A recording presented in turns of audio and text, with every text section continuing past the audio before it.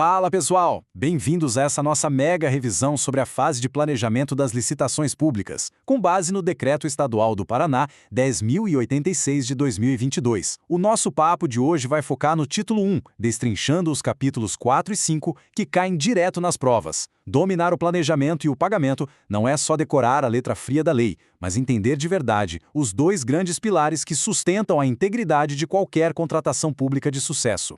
O nosso roteiro de aprovação é bem direto. A gente vai passar rapidamente por 4 pontos: governança e riscos, o ETP e o termo de referência, depois centralização e plano anual, e fechamos com a ordem cronológica de pagamentos. Vamos lá? Entrando no nosso primeiro bloco, governança e riscos, que está lá no artigo 14 do decreto. Olha só, quando a gente analisa uma contratação em alto nível, a primeira grande dúvida é: quem é que realmente assina embaixo e responde pelo planejamento?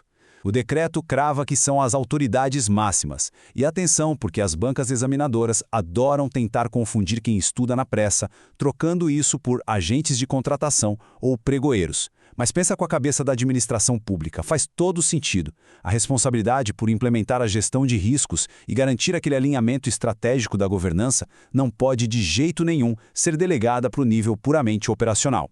A bronca pesada e o controle interno ficam obrigatoriamente com a alta gestão de cada órgão. Isso nos leva direto para o ponto 2, o ETP e o termo de referência. Eles são basicamente o coração de todo o preparo da licitação.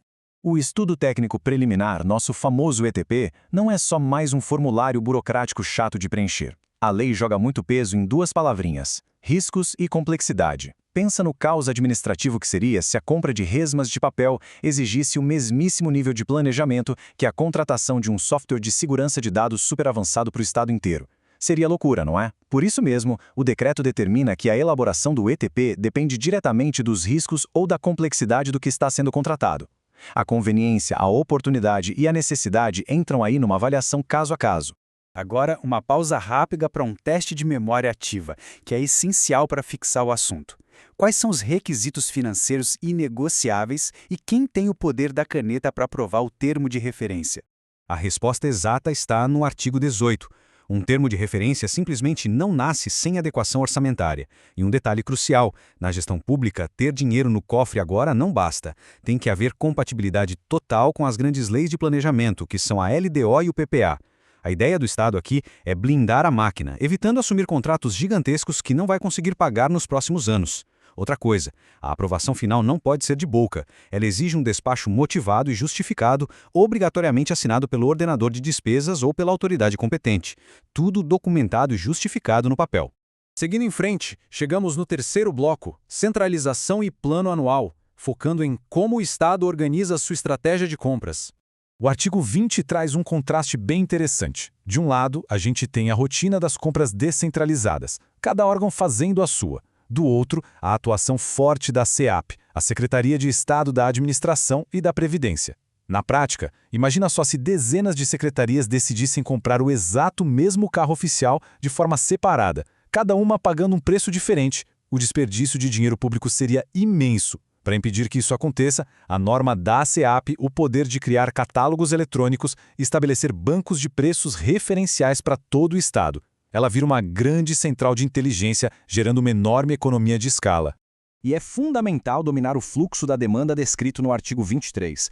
É a linha do tempo exata que transforma uma necessidade do dia a dia em um objeto de licitação. Passo 1. O setor precisa formalizar a demanda, que entra lá no plano de contratações anual. Passo 2. Entra a parte de inteligência com elaboração do ETP quando for o caso. E o passo 3, a ideia ganha forma técnica e jurídica, virando termo de referência, anteprojeto ou projeto básico. Inverter a ordem dessas coisas é o atalho mais rápido para a licitação ser anulada, sem dúvida nenhuma. Entrando no nosso quarto e último bloco, a ordem cronológica de pagamentos. É a famosa reta final.